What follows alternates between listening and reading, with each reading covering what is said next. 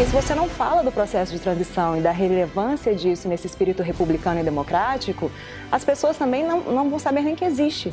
Eu acho que o grau de interferência e de participação da sociedade civil, eu acho que é o grande tema de estudo da ciência política atualmente.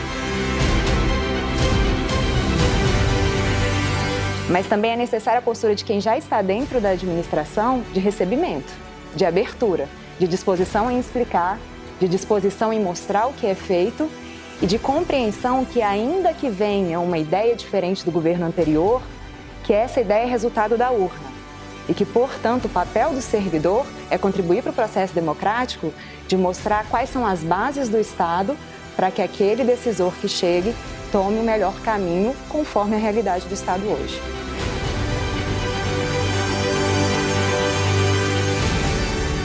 Natasha Nunes tem experiência e formação em administração e políticas públicas e atualmente atua no gabinete do Ministro de Planejamento, Desenvolvimento e Gestão e também na equipe de transição do governo. Hoje eu converso com ela sobre como que o Ministério do Planejamento faz transição de governo na prática. Esse tema ele é importante para a gente enquanto CLP, porque a gente tem um olhar de como institucionalizar políticas públicas. E aí, nesse sentido, Natasha, eu já queria começar te perguntando qual é a relevância do tema de transição de governo para o Ministério do Planejamento. Essencial. O Ministério do Planejamento, ele é o parceiro da Casa Civil, que é a protagonista na condução do processo de transição presidencial. Por lei, por decreto, é a Presidência da República, através da Casa Civil, que conduz o processo, e o Ministério do Planejamento ajuda na organização do material e tem também um olhar para os seus próprios temas e trata isso como algo essencial à democracia, à institucionalidade, à continuidade de projetos, de políticas e também como subsídio ao próximo governo para que ele tenha as melhores informações do que está acontecendo e das suas possibilidades de atuação. E dada essa relevância e o nosso momento de transição de governo, como que vocês se organizam para realizar a transição? Bom, a Casa Civil, como eu disse, é o centro dessa coordenação. Então, a Casa Civil, ela tomando como base, nós e a Casa Civil estudamos juntos os processos de transição que aconteceram antes aqui, a última transição tão largamente estruturada foi de FHC, em 2002, e também processos internacionais. Então, a partir disso, optou-se por fazer uma transição organizada eletronicamente, que é uma novidade, dada a realidade, a gente transitou então do papel para o eletrônico, em que a Casa Civil demandou dos vários órgãos, dos vários ministérios, que preenchessem esse sistema eletrônico com visão geral do seu ministério, com as principais informações, as principais entregas, os projetos em andamento, dados também financeiros, orçamentários, de pessoal. E nós, do planejamento, estruturamos o nosso próprio processo, que, além desse processo coordenado pela Casa Civil, ia mais a fundo, principalmente para o Ministério do Porte do Planejamento, que é um dos maiores ministérios hoje em Brasília. Ou seja, tem uma força, um esforço grande que é feito institucional ali, de alocação de recursos, de tempo, para que esse tema seja, de fato, colocado em prática, Principalmente de tempo e recurso humano. Na verdade, foi um processo que, em termos de custos adicionais para a administração pública, não gerou tantos, mas que ele tanto formou uma equipe dedicada a esse processo de meados do ano para cá, para a preparação dos materiais, quanto essa equipe, no nosso caso o Ministério do Planejamento, era responsável por entrar em contato com cada secretaria, com cada parte integrante do Ministério, produzir os materiais, revisar, formatá-los e também definir as formas de disponibilização, a forma de comunicação e a melhor forma de fazer a interação com a equipe do próximo governo. Então isso demanda, claro, recurso humano, tanto por essa equipe dedicada quanto pelo tempo de cada servidor que foi dedicado ao processo, e demanda alguns recursos de comunicação, mas inclusive a opção por fazer um processo digital economiza muitos gastos de impressão, de divulgação, a disponibilização é via intranet, via internet e inclusive os materiais são repassados por pendrive ou links. Então, isso foi uma economia também. Dá uma agilidade bem maior ao processo também. E trabalha muito mais com a nossa realidade hoje em dia, porque muito provavelmente se a gente entregasse um livro denso, pesado, compilando várias informações do Ministério, ele não teria o aproveitamento e a percepção de relevância que a gente tem visto ter, tanto junto da equipe do novo presidente, que o futuro presidente já chegou e eles têm recebido esse material, quanto junto à sociedade, que isso foi publicado e a gente vê, já tem notícia dos nossos relatórios rodando o mundo, rodando o Brasil. Então, é a nova realidade com que o governo tem que interagir. Perfeito. A transição, ela traz uma legitimidade para o governo entrante, e eu acho que também ela encerra um governo que está ali saindo, né? Infelizmente, uma outra perspectiva, em alguns momentos de transição, em algumas cidades, estados, quando entram governos opostos, a troca de transição é de governos opostos, tem uma prática de a gente apaga todos os arquivos, a gente não vai fazer transição, a gente não vai sentar junto para ensinar nada para o próximo governo. Como que você avalia essa má prática de administração pública? Bom, eu acho que quanto mais a população se apodera do acompanhamento dos atos de governo, essas práticas tendem a se tornar menos realidade. Mas é verdade, nós temos, eu mesma, na minha experiência de governo estadual, presenciei algumas oportunidades em que são casos de faroeste, em que as novas administrações chegavam e, inclusive, os CPUs, os computadores, estavam vazios, porque haviam levado, inclusive, a memória digital do governo.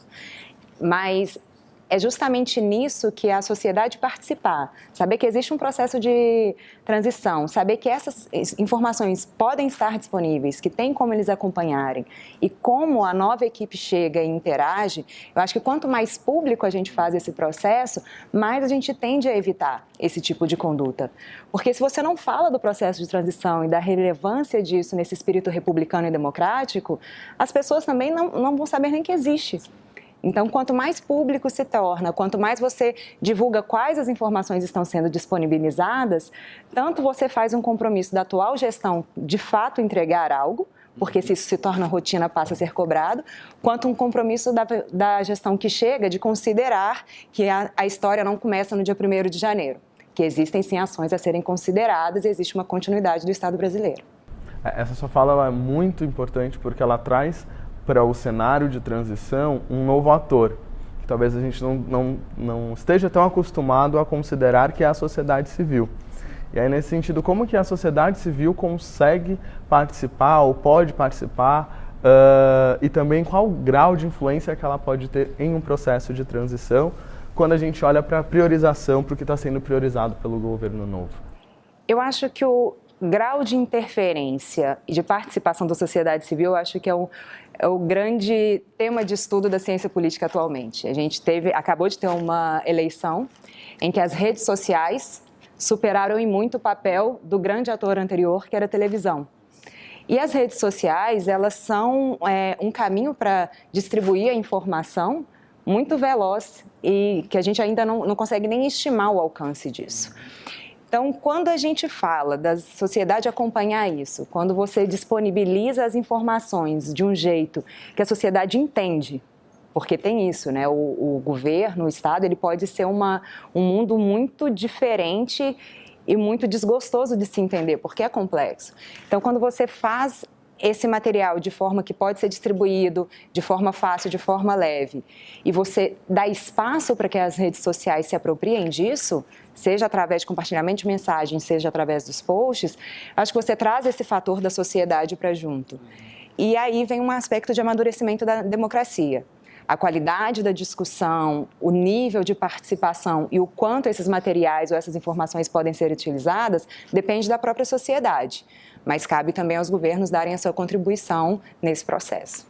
Hoje eu, enquanto cidadão ou enquanto um gestor público, onde eu consigo acessar as informações da transição em curso do governo federal?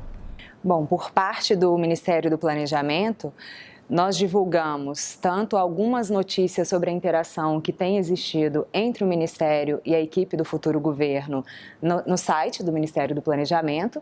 Então, qualquer cidadão pode acessar planejamento.gov.br.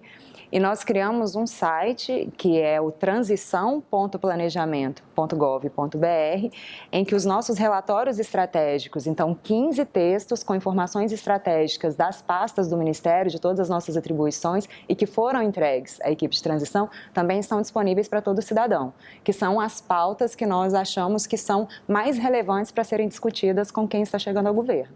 Isso é de acesso público. Muito bom, então a gente olha para as notícias e a gente acompanha ali os canais do Ministério do Planejamento. Isso. E aí a gente falou do ator sociedade civil e a gente tem alguns atores de dentro da administração pública. Então a gente está falando agora de uma perspectiva em que a gente tem os políticos, os atores políticos, tanto os entrantes como os saintes, e a gente tem os técnicos, né? Nesse sentido, qual é o papel de cada um desses atores que a gente tem aí nesse jogo? São duas outras pontas essenciais desse triângulo. Os políticos, eles têm, por natureza de exposição e por terem sido eleitos, eles têm o papel de serem a liderança natural do processo. Então, para qualquer processo de transição, é essencial tanto o recado do líder atual, que no nosso caso foi o presidente, dar o recado de que é necessário fazer a transição e da melhor forma possível, de que este é um papel de Estado, quanto também é essencial a aceitação do governante eleito, do futuro governante. Porque ele também tem que vir com essa abertura de que eu quero ter acesso, eu considero o que vocês produziram e nós queremos que essas equipes se unam e possam construir essa pauta, transformar aquilo que foi campanha em realidade e usar esse período de transição para já começar o governo decolando. Do lado dos servidores, toda a informação que é entregue é produzida pelos servidores. Então, o servidor ele tem dois aspectos essenciais aí como técnico. O primeiro, o de contribuir para a melhor informação possível. Então, é ele quem dá todo o substrato. Nós, por exemplo, na equipe de acompanhamento da transição, nós fizemos um papel ali de organizar a informação, de pensar o que poderia ser melhor, esclarecido ou não. Mas a informação em si vem de quem está ali, no dia a dia, trabalhando, e são eles que fazem o primeiro filtro daquilo que é mais relevante, em que estágio que está do processo e como eu posso transmitir para a pessoa que chega o que é realmente que está acontecendo. E também são eles que definem muito o ânimo de quem recebe. Porque quando chega uma equipe de fora, essa equipe ela tem uma postura de estar aberta ou não ao que está acontecendo, mas também é necessária a postura de quem já está dentro da administração de recebimento, de abertura, de disposição em explicar, de disposição em mostrar o que é feito e de compreensão que ainda que venha uma ideia diferente do governo anterior, que essa ideia é resultado da urna e que, portanto, o papel do servidor é contribuir para o processo democrático de mostrar quais são as bases do Estado para que aquele decisor que chegue tome o melhor caminho conforme a realidade do Estado hoje. Perfeito, ou seja, o servidor ele tem um papel estratégico de servir ao bem público. Eu falo que é um dos grandes exercícios nossos, que somos servidores de carreira, de humildade e de serviço mesmo à administração pública, que é aquele momento em que você abre o que você faz, sem nenhuma garantia de que a sua posição hoje será a mesma posição amanhã na nova administração e sem nenhuma garantia de que a ideia em que você vinha trabalhando será mantida na próxima administração, mas com uma oportunidade de convencimento, porque a burocracia ela também age politicamente, ela também tem esse papel de poder convencer, mas é preciso humildade e é preciso resignação de entender que o bastão da decisão no próximo governo está com quem chega. Então, é um processo humilde de convencimento e de aceitação, caso a decisão seja diferente. Que ótimas palavras a gente ouvir. E imagino que esse processo ele é conflituoso em alguns momentos. A gente tem uma figura, já falando um pouco mais de como que se organiza, qual é a governança de uma transição, tem uma figura que faz essa mediação do que está sendo discutido, das pautas, alguém que tem uma figura mais neutra. Como que funciona essa dinâmica? Essa é uma decisão da administração que está atual no governo. Como eu disse, por lei, a prerrogativa é da Casa Civil.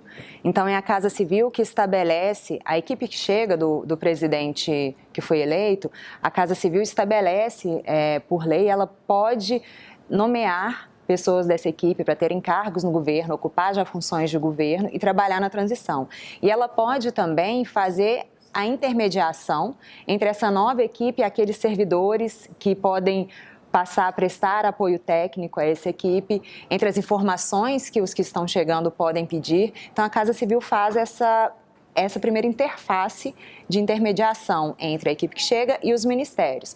Mas cada ministério pode desenvolver também o seu processo de governança. Cada ministério é responsável por seus servidores. No nosso caso do planejamento, foi quando surgiu a nossa equipe. Nós somos 3 pessoas numa equipe de acompanhamento da transição e muito do nosso papel, desde que o presidente foi eleito e que foi homologada a eleição, é um papel de fazer a interlocução. Então, a gente recebe o contato da equipe de transição, de quem chega para trabalhar, e identifica para aqueles temas quem são as pessoas do nosso ministério que podem oferecer as informações. A gente também identifica dentro do ministério informações que são relevantes e que a equipe que está chegando precisa se apropriar para tentar direcionar, sugerir pautas para que eles se reúnam com essas equipes. E a gente também tem um trabalho que é muito relevante, que é de comunicação interna, que é de, para todos os servidores, periodicamente, mandar alguma informação oficial via a nossa intranet, que é de acesso dos servidores, então eles podem acessar no site da intranet ou recebem no e-mail, de novidades que estão acontecendo no processo de transição e que impacta diretamente, porque existe uma grande ansiedade. Você é bombardeado o tempo todo pela mídia de que novos futuros ministros estão sendo nomeados, de que várias reuniões estão acontecendo no centro em que a equipe nova está se reunindo e trabalhando, que o seu ministério talvez vá se fundir com outro ministério. Então, a gente criou essa rede que quando uma informação for oficial e afetar o nosso ministério, os servidores receberão essa informação, receberão essa comunicação e eles podem também acessar o portal da transição dentro da intranet, que as informações mais atuais, oficiais, estarão lá, para que não se perca sobre esse bombardeio da mídia. E também para que a gente possa receber deles dúvidas, questionamentos. Então, essa é a nossa equipe de governança, a equipe que consegue dialogar com os secretários, com os servidores abaixo, que ajudou a produzir e a compilar informação e que faz a interlocução também com quem chega da equipe de transição. Perfeito. E aí, para a gente finalizar, o CLP tem uma atuação forte nos estados e municípios. Então, os estados agora eles estão no período de transição e os municípios daqui a 2 anos vão entrar nessa agenda. O que é crucial? Que dicas você traria da sua experiência para que estados e municípios façam uma transição de governo? Liderança é o primeiro ponto. Então, é preciso que o governante ele assuma esse papel, que ele tem um dever de Estado de contribuir para o próximo governo, seja ele reeleito ou não, faça ele seu sucessor ou não. Então, ele tem um compromisso de Estado que é passar essa informação da melhor forma possível. E o segundo fator é uma percepção de que esse processo ele pode ser feito sem grandes custos, como nós estamos fazendo, de forma digital, você está disponibilizando informações que sua equipe já possui, usando recursos humanos que você já tem dentro do seu governo, mas ele é um processo que pode ser feito de baixo custo e evitar grandes custos depois, que é o custo de você perder muito tempo de um próximo governo, ainda se inteirando do que vai acontecer, ou às vezes nem mesmo ter acesso às informações, como era o que acontecia, que a gente tem notícia de vários casos em que a administração não deixa sequer as informações básicas ou nem mesmo cumpre uma lei de responsabilidade fiscal ou uma lei de dever de prestar informação. Natasha, se eu fosse resumir a nossa conversa sobre transição, eu poderia colocar em alguns pontos. Então, a gente tem um primeiro ponto, que é a liderança, a vontade da liderança de realizar a transição. Sim. E aí eu vou para um segundo ponto de qual é o processo de governança que eu vou estabelecer, então, qual é o papel de cada um, como que o servidor olha para a transição, qual é a disponibilidade que ele dá para isso, ao mesmo tempo o político que está entrando, qual é a importância que ele vê nesse processo de ouvir, de absorver informações, para daí olhar para, de fato, qual é o plano de governo que vai ser construído, quais são as boas práticas. Então tem um cuidado, a transição ela me parece como um processo de cuidado com a gestão pública. Sim. Poderia resumir o nosso papo dessa forma? Sim, é um processo que dá trabalho, tem que ser pensado já meses antes de uma eleição, mas que se resume dessa forma, sim.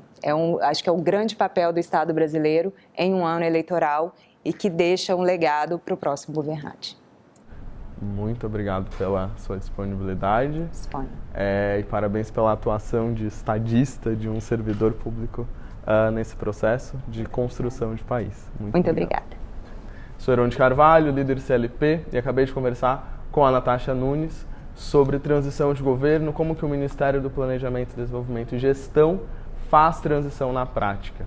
Essa entrevista faz parte de uma série sobre transição de governo, no qual a gente está fazendo um paralelo entre como que a transição ocorre no Brasil, como que a transição ocorre fora do Brasil, com o objetivo de levar para os nossos seguidores, os servidores públicos, bases para a construção de uma gestão de excelência.